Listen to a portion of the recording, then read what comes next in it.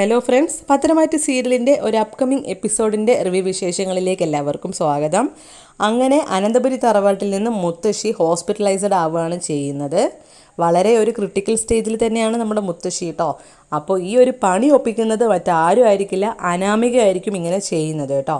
നമ്മുടെ മുത്തശ്ശിയും അനാമികയായിട്ട് തലേദിവസം ചെറിയ തർക്കങ്ങളൊക്കെ ഉണ്ടാവുകയാണ് ചെയ്യുന്നത്.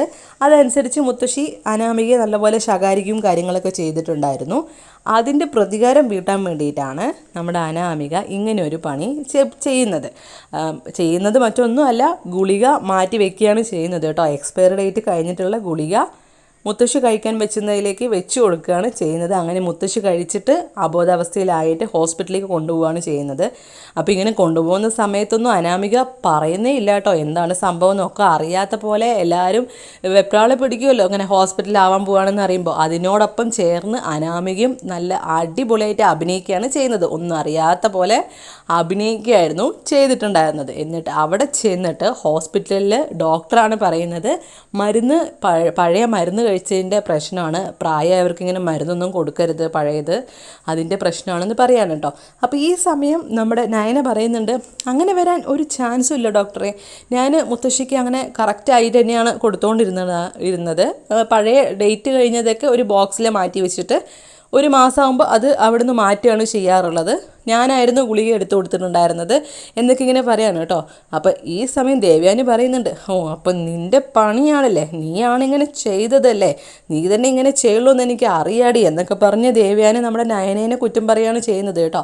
ഈ സമയം നമ്മുടെ നയന പറയുന്നുണ്ട്, ഇല്ലമ്മേ ഞാൻ അങ്ങനെ ചെയ്തിട്ടില്ല, ഞാൻ കറക്റ്റ് ആയിട്ടുള്ള കാര്യങ്ങൾ തന്നെയായിരുന്നു ചെയ്തുകൊണ്ടിരുന്നത്, കറക്റ്റ് ഡേറ്റൊക്കെ എക്സ്പയറി ഡേറ്റൊക്കെ കഴിഞ്ഞത് മാറ്റിയാണ് വെച്ചിട്ടുണ്ടായിരുന്നത് എന്നൊക്കെ ഇങ്ങനെ നയന പറയുകയാണ് ചെയ്യുന്നത് കേട്ടോ.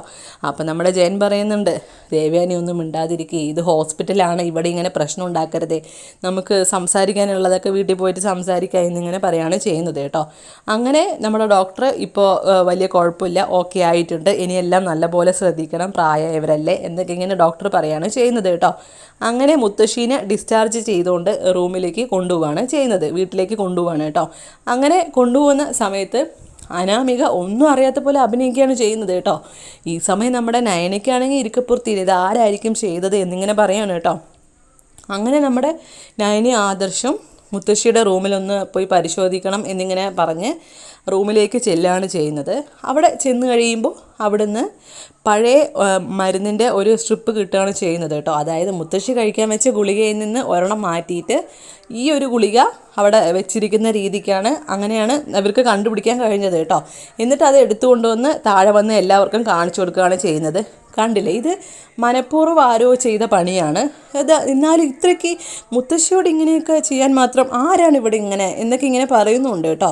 അത് കഴിഞ്ഞ് ഇതൊക്കെ പറഞ്ഞുകൊണ്ടിരിക്കുമ്പോൾ നമ്മുടെ അനാമികയ്ക്കാണെങ്കിൽ നല്ലപോലെ ടെൻഷൻ ആവണ്ടേ, എങ്ങാനും പിടിച്ചു കഴിഞ്ഞാൽ ഞാനിവിടെ ഒരുപാട് സ്വപ്നങ്ങളായിട്ട് വന്നതാണ്, എൻ്റെ പ്ലാനൊക്കെ പൊളിയും, അച്ഛന് സങ്കടമാവും, ഞാൻ എന്തൊക്കെ കക്കണം എന്നൊക്കെ പറഞ്ഞിട്ടാണ് വന്നത്, എല്ലാവരും പറ്റിച്ചുകൊണ്ട് കുറേ പൈസയും ഒക്കെ കൊണ്ടുപോകാന്നുള്ള സ്വപ്നത്തിൽ വന്നിട്ട് ഇതൊക്കെ ഇപ്പോൾ വെറുതെ ആവും, എന്നെ പിടിച്ചു കഴിഞ്ഞാൽ മൊത്തം ഞാൻ പോലീസ് സ്റ്റേഷനിലാവും എന്നൊക്കെ പറഞ്ഞ് ആകെ ടെൻഷൻ അടിച്ച് വെപ്രാളപ്പെട്ട് ഇങ്ങനെ വേർത്തുകൊണ്ട് നിൽക്കുകയാണ് കേട്ടോ അനാമിക. പിടിക്കപ്പെടുമോ എന്ന് പറഞ്ഞിട്ട്.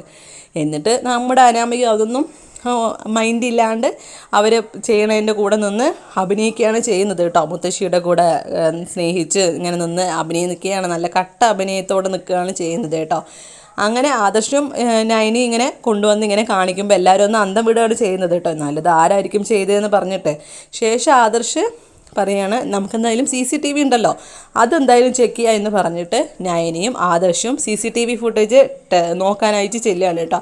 അപ്പോൾ ഇത് നോക്കിക്കഴിയുമ്പോൾ അനാമിക മുത്തശ്ശിയുടെ റൂമിൽ പോയിട്ട് പെട്ടെന്ന് ഇറങ്ങി വരുന്നതാണ് അവർ കാണുന്നത്. അപ്പോൾ ഇത് അനാമിക ഇങ്ങനെ ചെയ്യുമെന്ന് പറഞ്ഞവരിങ്ങനെ, എന്നാലും ഇത്രയ്ക്കൊരു ക്രൂരമായിട്ടുള്ള മനസ്സാണെന്ന് വിചാരിച്ചില്ല. മുത്തശ്ശിയെടുത്ത് പോലും പ്രായമായവരെ പോലും ഇങ്ങനെ കൊല്ലാനുള്ളൊരു മനോഭാവമുള്ളൊരു പെൺകുട്ടിയാണെന്ന് വിചാരിച്ചില്ല എന്നൊക്കെ പറഞ്ഞ് നയന ഇങ്ങനെ സങ്കടം പറയുകയാണ് ചെയ്യുന്നത് കേട്ടോ. അപ്പോൾ ഈ സമയം ഇവരിങ്ങനെ നോക്കിക്കൊണ്ടിരിക്കുന്ന നേരത്ത് അനാമിക അവിടെ നിന്ന് വരികയാണ് ചെയ്യുന്നത് കേട്ടോ.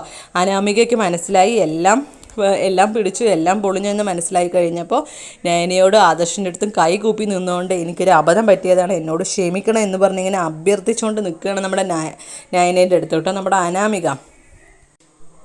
എന്നിട്ട് നയന പറയുന്നുണ്ട്, ഇത്രയൊക്കെ വൃത്തികെട്ട മനസ്സാണോ നിനക്ക്? ഒരു പ്രായമായ ഒരു ആളുടെ അടുത്ത് എങ്ങനെ നിനക്ക് ഇത്രയ്ക്ക് ക്രൂരമായി ഇതാവാൻ തോന്നി?